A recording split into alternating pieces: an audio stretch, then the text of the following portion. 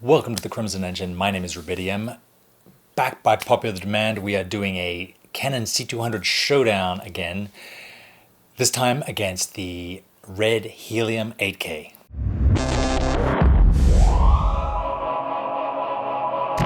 Just like last time, I did this as part of a team effort. There are actually 3 videos about the test that we did. There's this one here.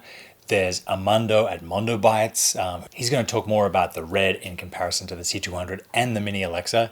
And then Carlos Quintero has a 3rd video. He owns the Red Helium. He's going to talk about an owner's perspective of both the Red and the C200 because he uses them together. So definitely check the links below for the parts 2 and 3 of this video to get a more balanced perspective. These videos are a little bit expensive because we have to hire locations and talent and gear. Very fortunate for us, we have a sponsor for this video. It's magrents.com. They are a camera gear rental house based in Chicago. They ship gear to anywhere in the continental United States. They have a bunch of great specials, as you see here. So definitely check out their site, and thank you for sponsoring the video and making this happen. So we were in Pomona again, which is a little city outside of Los Angeles. We had this beautiful old hall that we lit the models in and shot different perspectives. First thing that we noticed was that the Red sensor was larger than the C200. When we put both cameras right next to one another, the Red had a wider field of view. Not a lot wider, maybe like 10% wider. It certainly wasn't full frame, but it allows you to get more image. So we solved this by moving the C200 back about 10 inches, which gave us the same field of view. So if you see differences in the perspective when I move into the post-production workflow, that's the reason why. The Red has a larger sensor. The second thing we noticed was that the Red takes a lot longer to get going with. It takes a lot longer to start up. It takes a hell of a lot longer to focus.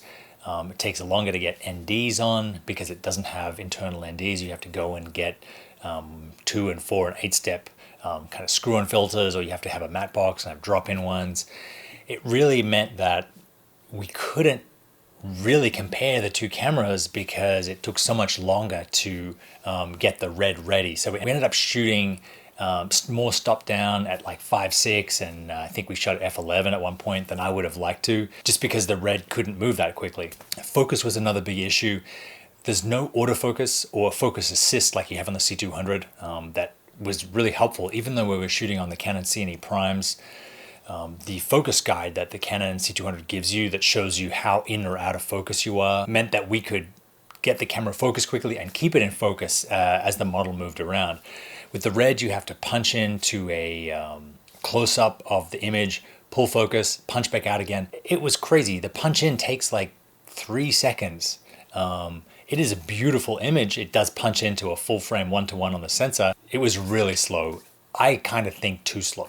We shot on the Red Helium 8K. The camera as we used it was about $40,000 worth. It has the optical low pass filter in it, but just the standard, not the special one for skin tones. I have the C200B and I have a TV Logic F7H instead of the standard one that Canon comes with, and I could see fine in daylight. The Red, on the other hand, had real trouble, and Carlos ended up hiding under his shirt to try and see what the image was.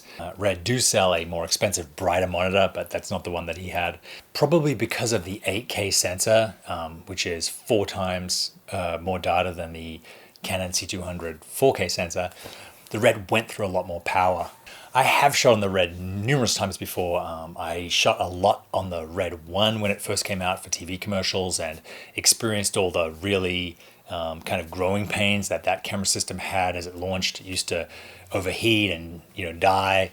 I've also shot a lot on the Epic, and I didn't like using it because the color, especially skin tones, were really dicey. They were very hard to correct for. They weren't naturalistic at all. They weren't anything like the Alexa or the Canon color system.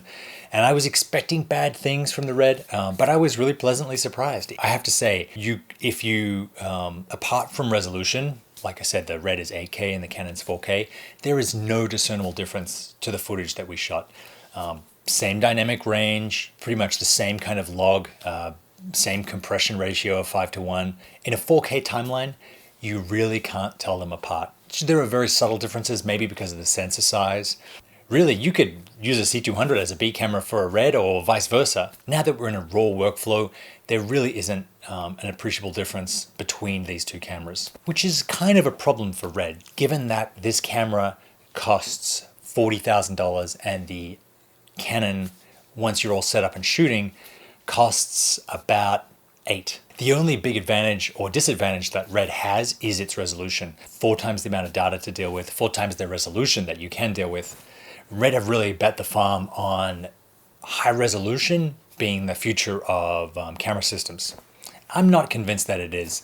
A lot of domestic television is still shot and delivered in 2K. I think 4K gives you more than enough margin for error. The one exception is that if you're shooting a documentary and you want to future-proof it and you want to be able to punch in and deliver a 4K image from a blow-up of your 8K, then you have to shoot with an 8K or 6K camera. If you're delivering a 2K image, then you can shoot 4K, use it as it is, or blow it up 200% and still have a sharp image. If you're delivering a 4K image, then you're more limited shooting on a 4K camera because you can't stabilize it in post, you can't pan and scan, you can't punch in. I really think that that's the exception rather than the rule.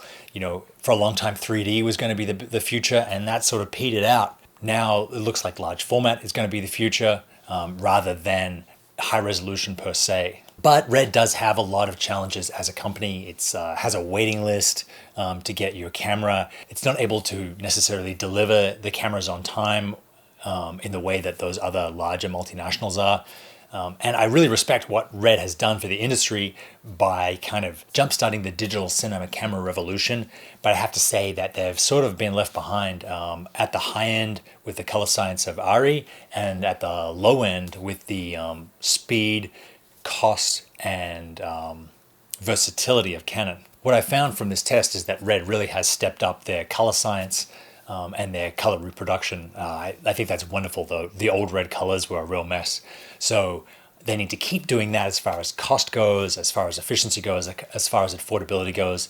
You know, Red does have this business model of charging, well, a lot, but not everything for the camera, and then sort of getting you on all the accessories, you know, like these $500 handles and these $1,500 mini mags that you need to shoot on, and expensive batteries. And, you know, really, can Red adapt to all these new challenges? Time will tell. That was our test of the C200 against the Red Helium. Armando and Carlos have both done other videos addressing other aspects of our test, so please check them out in the description. Thank you very much for watching, and I'll see you next time.